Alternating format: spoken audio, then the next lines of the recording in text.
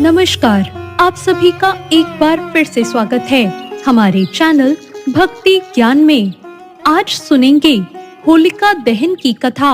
होलिका दहन के मौके पर असुर राज हिरण्यकश्यप की कथा पढ़ी जाती है।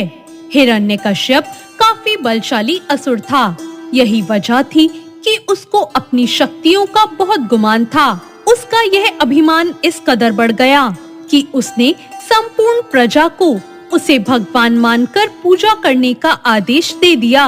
उसने ये कहा कि अगर कोई इसके अलावा किसी और भगवान की पूजा करेगा तो ठीक नहीं होगा। हिरण्यकश्यप का अभिमान इतना बढ़ गया कि वो अपने बेटे को भी किसी और की पूजा नहीं करने देता।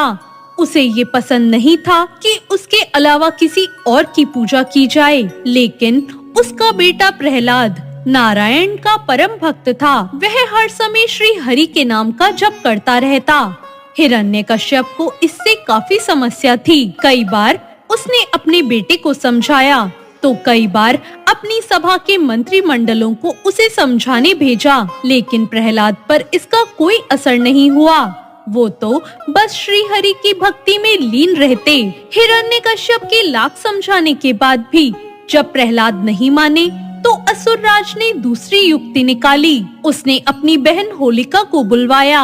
इसके पीछे का कारण था कि उसे वरदान में एक ऐसा दुशाला मिला था जिसे ओढ़ने के बाद अग्नि उसे छू भी नहीं सकती थी। हिरण्यकश्यप ने होलिका को आदेश दे दिया कि उन्हें प्रहलाद को अपनी गोद में लेकर आग में बैठना है, ताकि भगवान विष्णु का नाम लेने वाला प्रहलाद जलकर भस्म हो जाए, या फिर अग्नि के डर से वो हिरण्यकश्यप को अपना भगवान मानने लगे। हिरण्यकश्यप के आदेश पर होलिका अपने भतीजे प्रहलाद को लेकर अग्नि में बैठ गई। उस समय होलिका ने वरदान में प्राप्त वही दुशाला ओढ़ा हुआ था। यह सब देखकर भी प्रहलाद विचलित नहीं हुआ। पूरी श्रद्धा से वो भगवान का नाम जपता रहा। थोड़ी देर में कुछ ऐसा हुआ कि शांत मौसम में भी तेज हवाएं चलने लगी। हवा भी इतनी तेज हो गई कि होलिका का दुशाला उड़कर प्रहलाद के ऊपर चला गया और अग्नि में होलिका जलकर भस्म हो गई। तो ये थी होलिका दहन की कथा।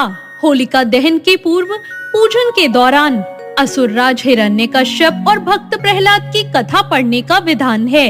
मान्यता है कि जो भी इस कथा को पूरी श्रद्धा से पढ़ता या सुनता है, उस पर श्री हरि विष्णु की कृपा हमेशा बनी रहती है। उसकी सभी मनोकामनाओं की पूर्ति होती है, साथ ही जीवन की सभी परेशानियां भी दूर हो जाती हैं और सुख समृद्धि का वास होता है। आप सभी को होली की हार्दिक शुभकामनाएं। आपको ये कथा कैसी लगी, कमेंट करके जरूर बताएं।